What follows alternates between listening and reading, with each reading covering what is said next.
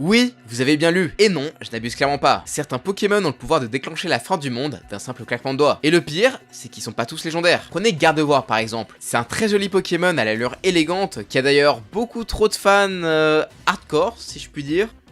Bizarre.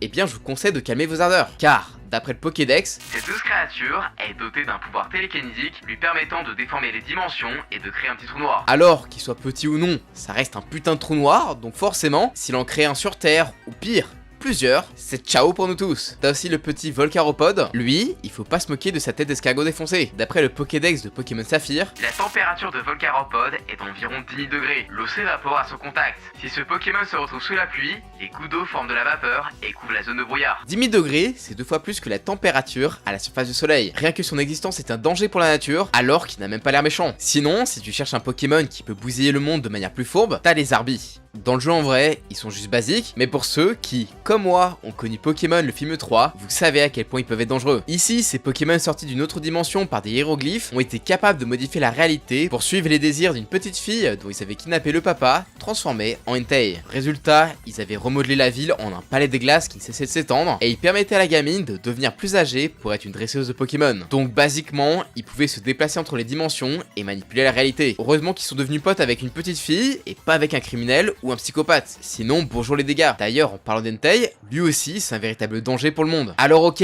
il est trop stylé et dans le film il était clairement iconique, mais rendez-vous compte que d'après le Pokédex, à chaque fois qu'il rugit, un volcan entre en éruption quelque part. Si un jour il pète un câble, la Terre, il n'en restera pas grand chose. Et c'est un peu la même chose avec les 3 oiseaux légendaires de la première génération, Elector, Sulfura et Articodin. Comme on le voit dans le deuxième film Pokémon, qui est sûrement mon préféré avec sa super musique, lorsque les 3 oiseaux légendaires entrent en conflit, la météo du monde devient détraquée. Il neige en plein été, la foule s'abat de partout, bref, un vrai bordel que seul Logia peut calmer avant qu'on meure tous. Et ça va pas aller en s'améliorant avec le trio légendaire de la génération suivante. Entre Kyogre qui peut carrément engloutir le monde sous la mer et Groudon qui peut assécher les océans et réveiller les volcans, Hoenn, ça a été un véritable cataclysme quand ces abrutis de Team Aqua et Magma les ont réveillés. Heureusement, il restait Rayquaza pour les calmer. Mais bon, si lui aussi peut calmer de tels monstres, j'imagine même pas sa puissance de destruction massive. Mais au moins, avec eux, il y a moyen de les calmer. Alors que pour Reshiram et Zekrom, là, c'est notre histoire. Il leur suffit d'un détenteur de la réalité pour Reshiram ou de l'idéal pour Zekrom, et ils peuvent respectivement embraser le monde entier ou foudroyer le monde entier. Et pour ça, il leur faut juste un gars avec des convictions et un galet. Mais au moins, techniquement, c'est pas de leur faute à ces pauvres légendaires. Alors Kimental, lui, s'il tue, c'est juste pour vivre. Comme écrit dans le Pokédex, quand il sent que la fin de sa vie est proche, il aspire la force vitale des êtres vivants et retourne à l'état de cocon. Genre il bute tout le monde et repart piquer un somme. Pas étonnant qu'un malade s'en soit déjà servi pour en faire une arme de destruction massive. Et menacer la Terre, c'est sympa,